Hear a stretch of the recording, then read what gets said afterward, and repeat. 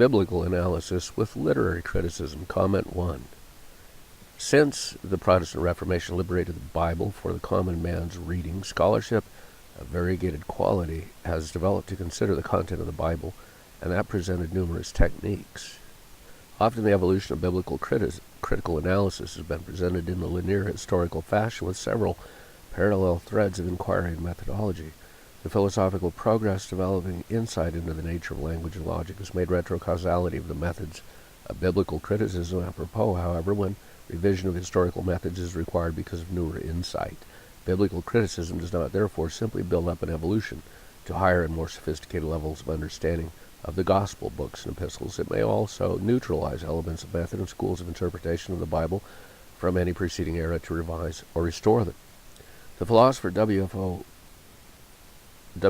Quine, P.F. Strawson, and other analytic philosophers developed understanding of the nature of language as a tool of communication.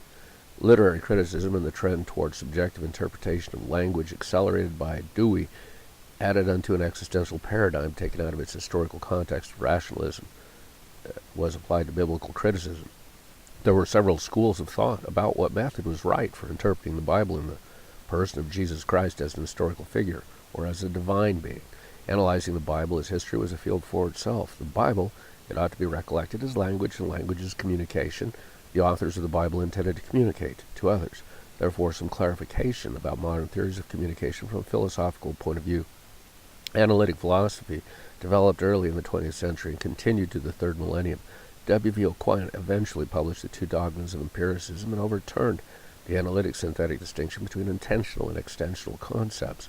To make a long story short, Quine demonstrated that language is holistic and a phenomenon of communication. It isn't possible to draw a sharp line between words that refer to material objects that scientists might prefer and subjective psychological concepts that are regarded as rather meaningless.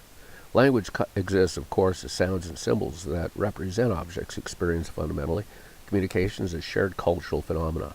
Words and lexicons compile in ontologies of meaning understood generally by the users within a given language, universe ontology. The Bible is a compilation of communication that a reader may interpret for himself, extracting whatever message he does from it. That message is not entirely subjective, though since language is never entirely subjective, or everyone would have a language of their own, comprehensible only to themselves. There is persistence of memory within language, enabling individuals to understand what select words, sometimes even the preponderance of words, mean in texts thousands of years old. Language is inexact and flexible to a certain extent in order to accommodate numerous meanings.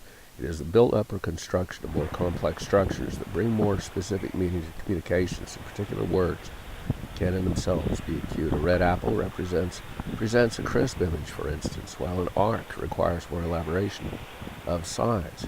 An ark, such as the Ark of the Covenant, Noah's Ark, brought Noah's family and the fauna of Mesopotamia through a great flood, evidently according to the interpretation of the meaning of literal terms, while the Ark of the Covenant brought Moses to the Jewish community fleeing from Pharaoh and the warriors of that evil empire through the desert to the promised land. And the rainbow, as a reminder of God, is an ark itself. An ark's exact appearance is not quite as plain an image to form in the mind of the readers in either case is that of a red apple. There are numerous ways to interpret the communication that is the Bible, and there is objective content in it in accord with the nature of linguistic ontology of shared understanding. Kripke and Naming and Necessity offer the opinion that words have a Neoplatonic character with meanings that persist for themselves, while others held language to the normal and representational, with no realm of form, style, Platonic element whatsoever. Cultural continuity of communication does create the appearance of a functional Neoplatonic realism for words. Articles such as the Great Vowel Shift in the development of English language, the evolution of language, for instance, the appearance of the word church from Circe in the migration from Germany to England, offer evidence of the flexibility and adaptability of language to meaning and understanding of communication. Biblical criticism, running on toward the posture of excessive critical analysis, sometimes loses sight of the practical communication meaning of the gospel and the epistles with overly erudite analysis.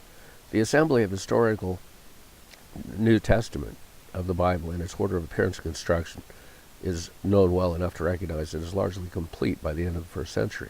Several fields of scholarship have arisen to interpret theologically the New Testament as history, and in other ways with various presumptions about what it is and how it occurs. Hegelianism and the evolution of a world spirit through history is a way of putting the Bible into a context of causal explanation for those just learning something about the history of theology. I should mention that there are differences between Bible-based theology, systematic and scholastic theology, such as Thomas Aquinas practiced, and dogmatic theology, as perhaps Tillich put to paper, theology that is not proximately arising from the Bible itself is not biblical theology. St. Anselm's ontological argument is greatly entertaining, yet it isn't biblical theology. What then is an example of Bible theology? The doctrine of the Trinity is an example of Bible theology. One can find statements of support for various positions on the question if God, Jesus Christ, and the Holy Spirit are one person with three roles or three persons with one substance, or in sundry configurations sufficient to invent monophysitism and other possible heretical doctrines. One obviously needs to accept that the communication of the Bible is represented more or less accurately for one's own interpretation before advancing into those difficult theological waters, replete with shoals that leave one suddenly ashore here and there. The writers of the books of the Bible add different skills and knowledge of writing communications. Obviously, the advantage of providing four gospel accounts with different techniques for composition allows a parallax device for learning more about the writers themselves and what they intended to communicate. The words of the Lord and Christological inferences given in the Gospels have different meaning according to the reader's belief criteria and interpretative assumptions. I have to mention that, like the question of the nature of past, present, and future, are they one time or three different times? The answer is perhaps a problem of the criterion wherein the question is posed. God probably has the correct communication form, expressing the matters of fact in either case. Here's another essay, The Problem of Infinities and Cosmological Theories. They're well known. Philosophically speaking, the issues of infinities is interesting, especially as cosmologists develop mathematical models of reality at the largest and smallest scales, so far as possible. The Wikipedia article on real numbers exemplifies the problem of infinities for theories. If one has an xy2 value coordinate system with x meaning to go up horizontally and y being a lateral designation, a real number on the arrow of progress that needs to reach its last value before moving higher never could go anywhere, since there is an infinite potential for extension laterally. There is, in other words, an infinite number of real numbers between 1 and 2. It is the Eliatic paradox fully developed. So what happens when infinities reach the singularity within the event horizon of a black hole, and the black hole mass under compression of gravity shrinks infinitely, forever moving further toward a perfectly singular point? Regardless of what size it is, it can shrink infinitely farther, perhaps. It is no wonder that nature has opted for quantum mechanical structures instead, so that the problem of real number structures for infinities is limited to manageability. If the universe has quantum structures rather than discrete real characteristics, one would think that a consequence of the individual elements cohering within a unified field, why such a field as gravitational temporal characteristics exists is a mystery and a necessary fact for the existence of time. What does seem plain is that contemporary theory seems to assume that space necessarily provides virtual energy for itself in contradistinction to gravity. The breakup or division of a unified field would implicitly create time structures and quantum structures, which would exist in proportions equal to their breakup. They would tend to break up in standard sizes, and time would be existing in the process as the dimensions break up from an initial perhaps one dimension or perhaps an infinite number of dimensions into smaller dimensions that become time.